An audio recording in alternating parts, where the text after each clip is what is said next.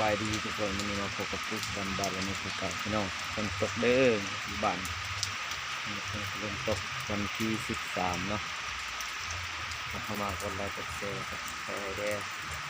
ฝนตกกระเบื้องบรรยากาศเราไปดูบรรยากาศเราหาตัวเสือไปยุ่งงานเงียนตุเงียนตังอยู่เฮือนฝนตก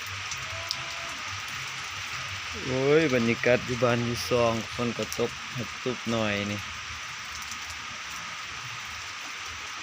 บรรยากาศ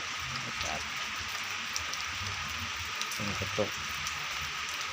อยู่ในเฮือนนี่อยู่เฮือนเนาะฝนตกเด้พี่น้องเอ้ยทางใดทางเหนือทางใต้ของนี่ฝนตกอยู่บ่นี่ก็บรรยากาศวันนี้น่าจะตกหมดมือแล้ววันนี้เนาะ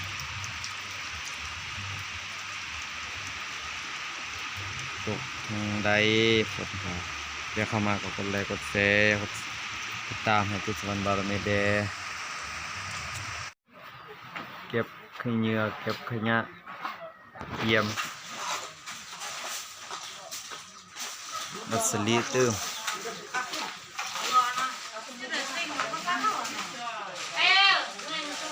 ยายเครื่องเมียนเครื่อง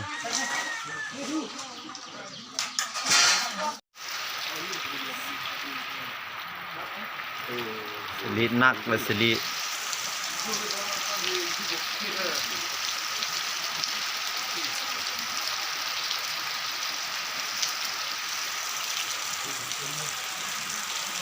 สลีแนวฝนตกเด้อพี่น้องเอาเต็นออกสลีแนนแท้ละสลีฝนก็นักอยู่บ้านเลยฝั่งสลาว